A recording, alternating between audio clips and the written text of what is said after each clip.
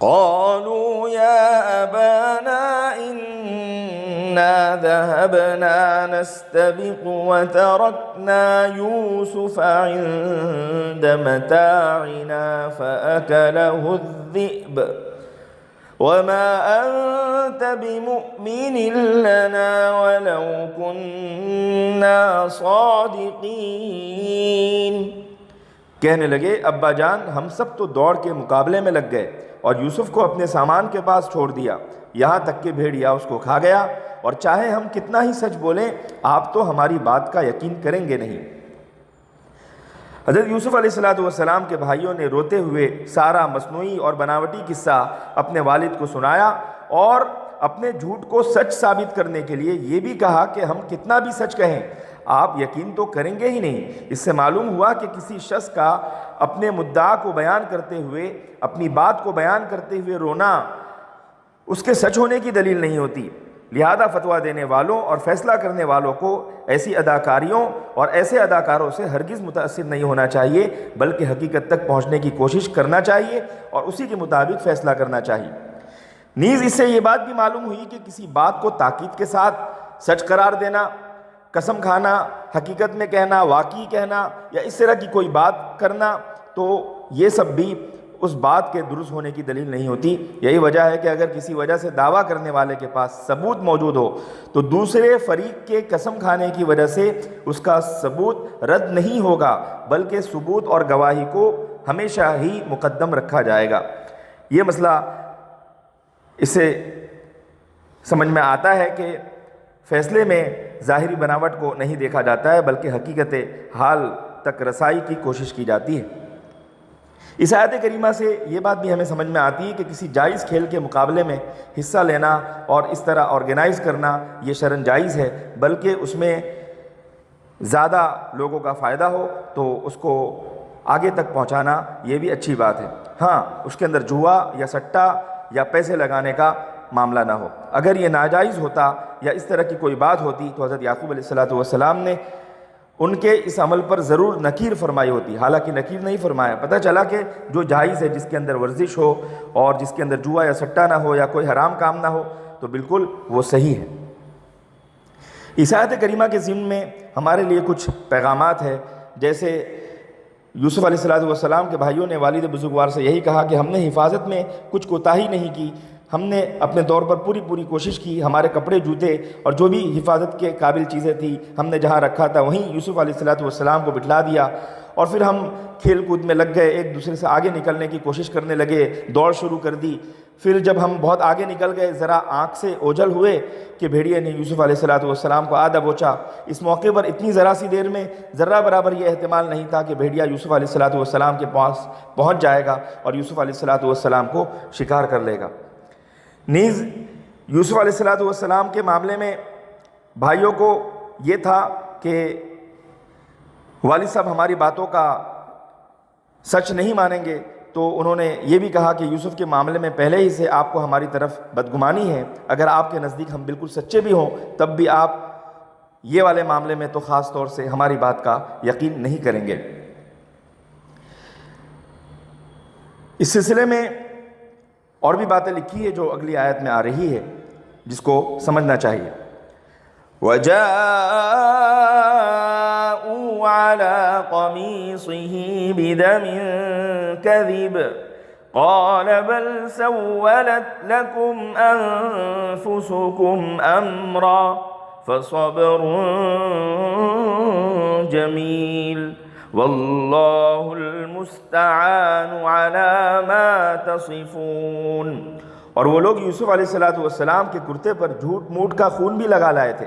یعقوب علیہ السلام نے کہا بلکہ تم نے اپنے دل سے ایک بات بنا لی ہے، بہرحال صبر کرنا ہی بہتر ہے، اور تم لوگ جو باتیں بنا رہے ہو اس سلسلے میں اللہ ہی تعالیٰ سے میں مدد کا خواستگار ہوں، مدد چاہتا ہوں۔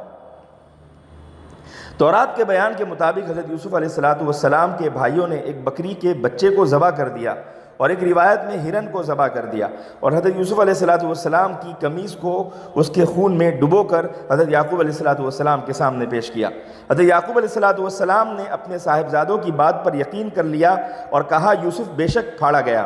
لیکن قرآن مجید کا جو بیان ہے وہ یہ ہے کہ حضرت یعقوب علیہ السلام نے اپنی فراست نبوت سے ان کی اس حرکت کو سمجھ لیا، کیونکہ کپڑا تو خون میں تر بتر تھا لیکن تھا بالکل صحیح سالم۔ اگر درندہ کسی شخص کو کھا جائے تو انسان سے پہلے وہ کپڑے کو پھاڑ ڈالے گا، ایسا نہیں ہو سکتا کہ وہ اپنے شکار کا کپڑا اتارے پھر اسے کھائے۔ اسی قرینے کی بنیاد پر حضرت یعقوب علیہ السلام نے سمجھ لیا کہ لڑکے ان کو دھوکہ دے رہے۔ معلوم ہوا کہ کسی بات کی صداقت کو جاننے اور کسی واقعے کو پرکھنے میں قرائن اور علامات کو بھی خاص اہمیت حاصل ہوتی ہے، اسی لیے فقہاء کرام نے قرینہ قاطعہ یعنی واضح علامات کو بھی فیصلہ کرنے کی ایک بنیاد قرار دیا ہے۔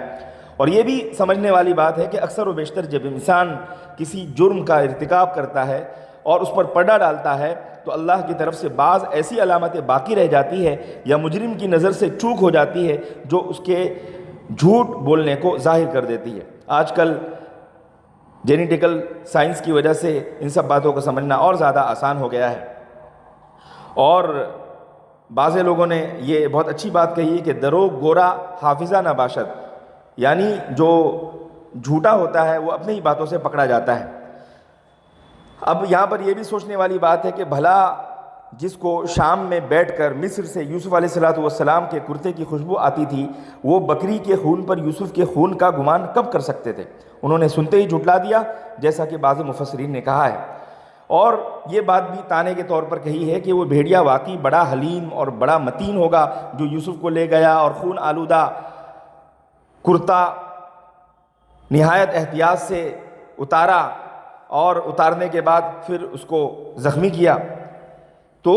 خون کے چھینٹے تو دیے مگر یہ خیال نہ رہا کہ قمیص کو بے ترتیبی سے نوچ کر اور پھاڑ کر پیش کرنا چاہیے تھا۔ حضرت یعقوب علیہ السلام نے جیسے ہی دیکھا صاف طور پر فرما دیا یہ سب تو تمہاری سازش ہے اور تم اپنے دلوں سے یہ بات تراش رہے ہو۔ بہرحال میں صبر کرتا ہوں اور صبر اختیار کرتا ہوں جس میں نہ کسی غیر کے سامنے شکوہ ہوگا نہ تم سے کوئی بدلہ لینے کی کوشش ہوگی، صرف اپنے خدا سے دعا کرتا ہوں کہ اس صبر میں اے اللہ میری مدد فرما اور اپنی اعانت غیبی سے جو باتیں تم نے ظاہر کی ہے اے اللہ ان کی حقیقت اس طرح آشکارا کر دے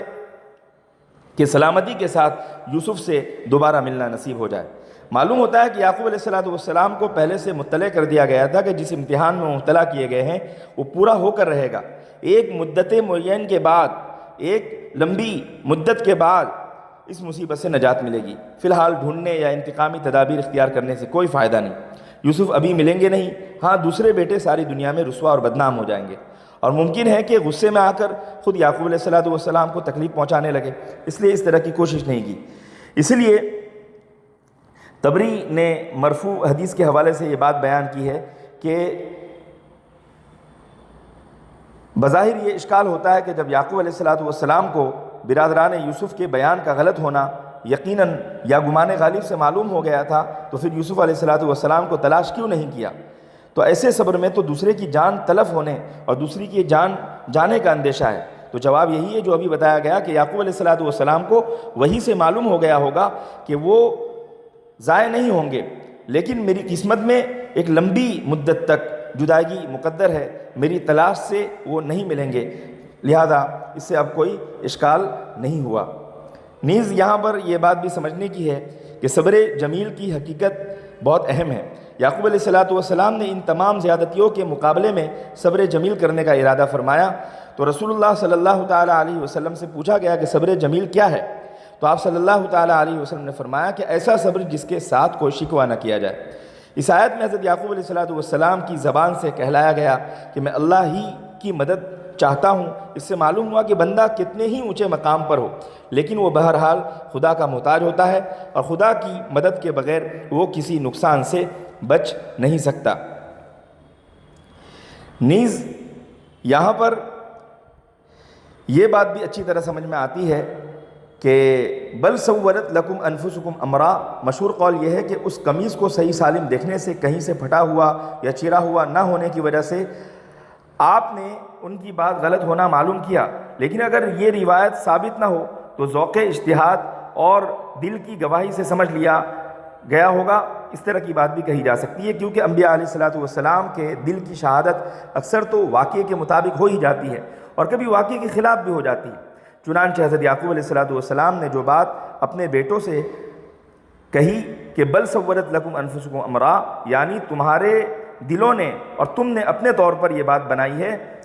یہی بات اس وقت بھی کہی جب کہ مصر میں یوسف علیہ السلام کے حقیقی بھائی بنیامین ایک چوری کے الزام میں پکڑ لیے گئے اور ان کے بھائیوں نے یعقوب علیہ السلام کو اس کی خبر کی، تو اس وقت بھی فرمایا بل سورت لکم انفسکم۔ تو یہاں غور کرنے کا مقام ہے کہ حضرت یعقوب علیہ السلام نے یہ دونوں باتیں اپنی رائے سے کہی تھی۔ ان میں سے پہلی بات تو صحیح نکلی اور دوسری بات جو بنیامین والی تھی وہ صحیح نہیں تھی، کیونکہ اس میں بھائیوں کا قصور نہیں تھا۔ اس سے معلوم ہوا کہ رائے کی غلطی پیغمبروں سے بھی ابتداءً ہو سکتی ہے۔ الگ بات ہے کہ اللہ تعالیٰ ان کو غلطی پر قائم نہیں رکھتا، وہی کے ذریعے ان کو درست راستے پر لے جاتا ہے،